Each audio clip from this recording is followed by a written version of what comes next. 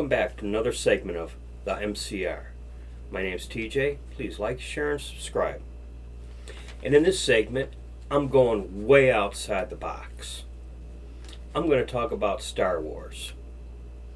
I don't know how many of you are aware, but there is political turmoil taking place within the Star Wars franchise. And it's this political turmoil that I'd like to talk about. Star Wars released 11 movies. They first came out with chapters 4, 5, and 6. They kind of released 9 of them in thirds, okay? So they started off with 4, 5, and 6, chapter 4 being the very first Star Wars movie. And that's where we learned of Luke Skywalker, Princess Leia, Han Solo, Chewbacca, also called Chewie. And then there was a character who didn't survive the cutting room. And that character's name was Boba Fett. He was a space bounty hunter. And we'll talk more about Boba Fett later. Chapters 4, 5, and 6 were a smashing success. And in saying that, that would be an understatement. So successful that they came out with a prequel, chapters 1, 2, and 3. And in chapters 1, 2, and 3, it shows how Darth Vader became Darth Vader. They too were pretty successful. Along the way, separate movies were produced. Rogue One, which was really pretty good, I thought. And what you could do is you could watch Rogue One and then launch immediately into chapter 4 movie, and it'd be like watching one big plot. It worked pretty good. They came out with Han Solo. That didn't work pretty good. Kind of flopped. And then there was a sequel series, chapter 7, 8, and 9.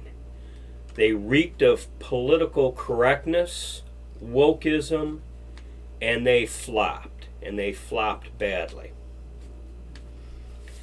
The reason why I'm bringing all this up is a week or so ago, I stumbled onto a video by a guy. His YouTube channel name is Mr. Reagan, and his shtick is politics in cinema. And he said a few things, pardon me.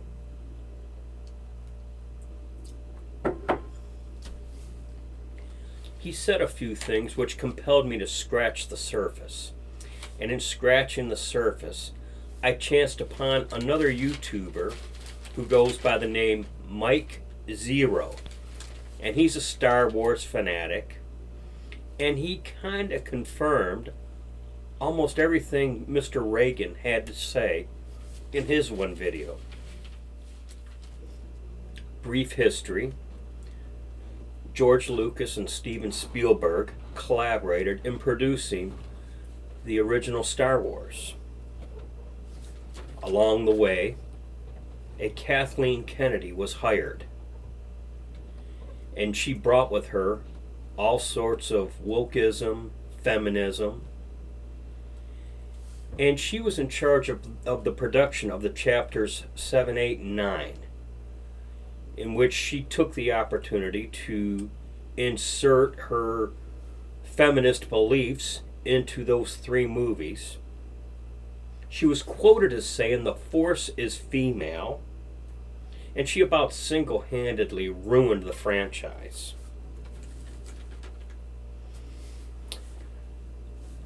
Toward the end there, George Lucas sold the Star Wars franchise to Disney. And at some point, and I don't know if it was before or after, but Jon Favreau is hired and brought on board into the Star Wars franchise. Jon Favreau is known as a libertarian, lean right, conservative kind of guy.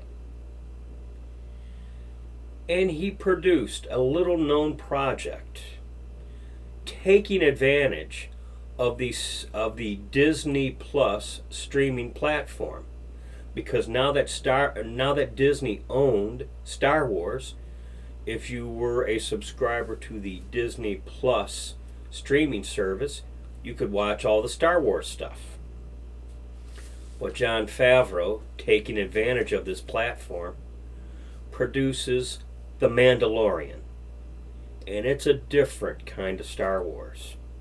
It has the Star Wars theme, the planets, the weapons, the ships. But it's about a Mandalorian, they call him Mando. And he's a bounty hunter. And he's kind of from the same race as Boba Fett. Okay? And he's got the same armor and type of weapons and whatnot. And The Mandalorian is out of nowhere a smashing hit. First 2 seasons are wildly successful. 2 more seasons are slotted to air. And The Mandalorian was so successful that it created a spin-off. And the spin-off's name is The Book of Boba Fett. The same Boba Fett that was edited out of the very first Star Wars movie. And it is in the Book of Boba Fett where the plot thickens between Jon Favreau and Kathleen Kennedy. Jon Favreau, trying to purge the wokeism and PCism out of Star Wars, makes his show Mandalorian and the Book of Boba Fett very successful. Disney, taking note of Jon Favreau's success, gives him more and more control over the Star Wars franchise, likewise taking more and more control away from Kathleen Kennedy, which obviously doesn't sit well with Kathleen Kennedy. By the way, it was the same Kathleen Kennedy that fired Gina Carano for her tweets. It's a year or so ago, I guess. Gina Carano did some conservative tweets and was fired for them. Jon Favreau is trying to bring her back. And this involves part of the battle for the soul of Star Wars. And at this time, I don't know if or when or maybe Jon Favreau will be successful in bringing Gina Carano back on board within the Star Wars franchise. The word is, and this is what you hear from the Star Wars fanatics, but the word is that in the series, The Book of Boba Fett, there are all sorts of inside jokes and hits taken against Kathleen Kennedy. And I'm not exactly a Star Wars fanatic, other than I'm assuming it's true, and I find some comedy in it. In any event, because George Lucas has sold Star Wars to Disney, and Disney wants to make a buck, Disney has given Jon Favreau control over the production of what could very well be the final 3 movies of the Star Wars franchise,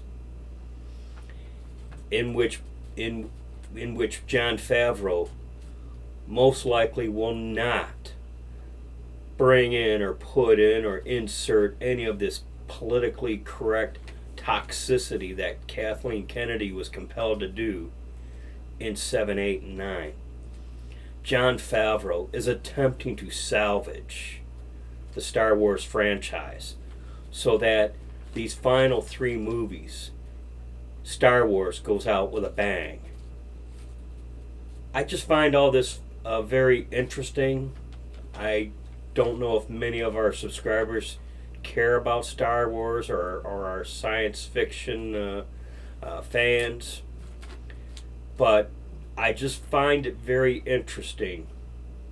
And we all knew that Star Wars was going left, and that's credited to Kathleen Kennedy.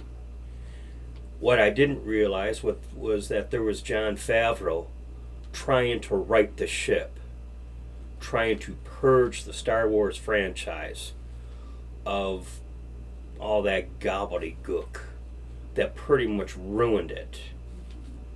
I've seen movies 7, 8, and 9.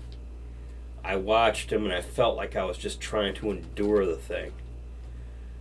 But I'm very interested to see how Jon Favreau does in salvaging the Star Wars franchise. Also, because Favreau's been so successful, there's going to be an Obi-Wan spinoff on the Disney Plus platform, and there may be one or two other spinoffs. And Jon Favreau will not be inserting any of this politically correct bovine excrement, as I like to say. All right. So I hope you guys found all this interesting. I sure did. I like watching Star Wars. I like watching science fiction. And then I hear about this battle for the soul of Star Wars occurring between Jon Favreau and Kathleen Kennedy. I find this all very interesting. And I just hope that the Force remains with Jon Favreau in writing this ship. These are just my thoughts. Let me know what your thoughts are in the comments below. Or if you're not a sci-fi fan, tell me to pound sand. Alright? But in any event, I was just compelled to do something outside the box.